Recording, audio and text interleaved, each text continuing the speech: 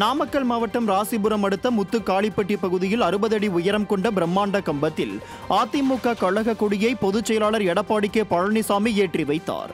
பல்வேறு நிகழ்ச்சிகளில் பங்கேற்பதற்காக நாமக்கல்லுக்கு சென்ற அதிமுக பொதுச் செயலாளரும் சட்டமன்ற எதிர்க்கட்சி தலைவரும் முன்னாள் முதலமைச்சருமான எடப்பாடி கே பழனிசாமிக்கு பல்லாயிரக்கணக்கான மக்கள் மகிழ்ச்சியோடு உற்சாகமாக வரவேற்பு அளித்தனர். முதல் நிகழ்வாக ராசிபுரம் அடுத்த முத்துக்காளிப்பட்டி பகுதியில் 60 அடி உயரம் கொண்ட பிரம்மாண்ட கம்பத்தில் கழக கொடியை பொதுச் செயலாளர் எடப்பாடி கே பழனிசாமி ஏற்றி வைத்து கல்வெட்டை திறந்து வைத்தார். அதேபோல் ராசிபுரம் புதிய பேருந்து நிலையம் முன்பு உள்ள புரட்சி தலைவர் சிலைக்கு மாலை அணிவித்து மரியாதை செலுத்திய அவர் சிலையை ஒட்டி நிறுவப்பட்டிருந்த கொடிக்கம்பத்தில் கழக கொடியை ஏற்றி வைத்தார்.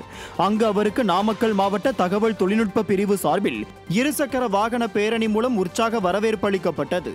இந்த நிகழ்ச்சிகளில் முன்னாள் அமைச்சரும் கழக அமைப்பு செயலாளருமான தங்கமணி, முன்னாள் அமைச்சர்கள் சரோஜா, எம்.ஆர். விஜயபாஸ்கர், சட்டமன்ற உறுப்பினர் சேகர், முன்னாள் சட்டமன்ற உறுப்பினர் பொன் சரஸ்வதி மற்றும் கழக நிர்வாகிகள் தொண்டர்கள் திரளாக கலந்து கொண்டனர்.